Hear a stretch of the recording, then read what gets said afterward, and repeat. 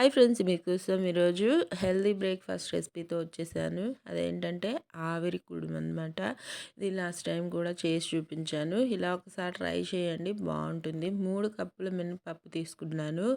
దానికోసము 1 కప్పు ఇడ్లీ రవ్వ తీసుకున్నాను. ఇడ్లీ రవ్వ ఇష్టం లేదు అనుకుంటే ఓన్లీ మినపప్పుతో అయినా చేయొచ్చు. అలా కూడా బాగుంటుంది. మనం ఇడ్లీ వేసుకున్నట్టు వేసుకోవాలన్నమాట. దానికోసం గిన్నె కూడా రెడీ చేసుకొని వాటర్ వేసుకున్నాను. ఇంకా ఈ తడి బట్ట మీద వేస్తున్నాను. ఈరోజు అయితే ఆవిరితో ఉడికించి చేస్తున్నాను అనమాట. ఎప్పుడు ఒకేలాంటి బ్రేక్ఫాస్ట్ కాకుండా హెల్తీగా పిల్లలకి పెట్టాలి కదా, ఇంట్లో వాళ్ళకి పిల్లలకి ఇలా చేసి పెట్టండి. ఇష్టంగా తింటారు, బాగుంటుంది కూడా. ఓకేనా, ఇది ఒక్కటి తింటే సరిపోతుంది.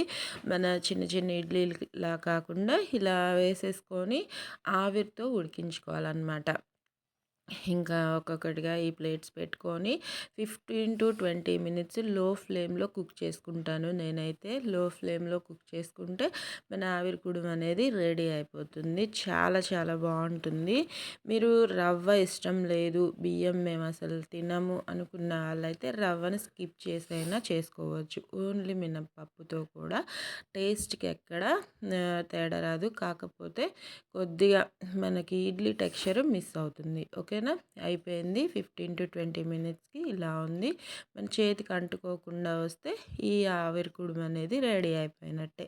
నచ్చింది కదా, ట్రై చేస్తారు కదా. అయితే మీకు ఎలా వచ్చిందో చేసిన తర్వాత కామెంట్స్లో పెట్టండి. నచ్చితే లైక్ చేయండి, యూస్ఫుల్గా ఉంటే షేర్ చేయండి. Boy friend.